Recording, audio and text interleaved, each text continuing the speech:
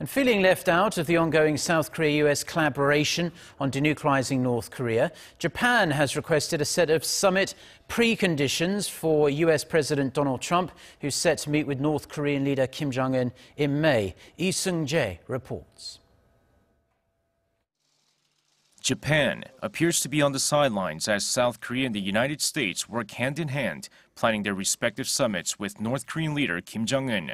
And while Japanese Prime Minister Shinzo Abe took time over the weekend to meet with former U.S. President Barack Obama during his trip to the country, the Japanese government continues to lobby the Trump administration to ensure there are preconditions ahead of the U.S.-North Korea summit.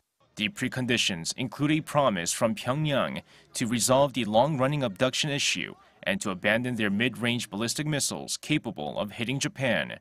Japanese Foreign Minister Taro Kono made the request in separate talks in Washington earlier this month with U.S. Defense Secretary James Mattis and Mike Pompeo, CIA Director and President Trump's nominee for Secretary of State, and Deputy Secretary of State John Sullivan. According to Japanese officials, a number of its citizens were abducted by North Korea in the 1970s and the 1980s, and they are seeking U.S. help in bringing them home.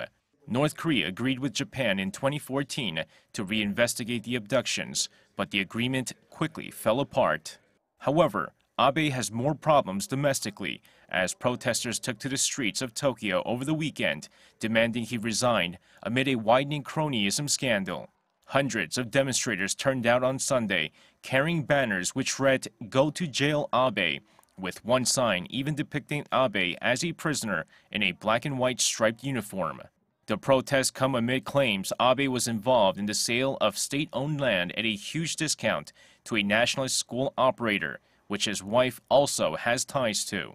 The protesters also demonstrated against Abe's decision to revise the country's post-war pacifist constitution, as critics fear the revision could pave the way for the Japanese military to play a bigger role overseas.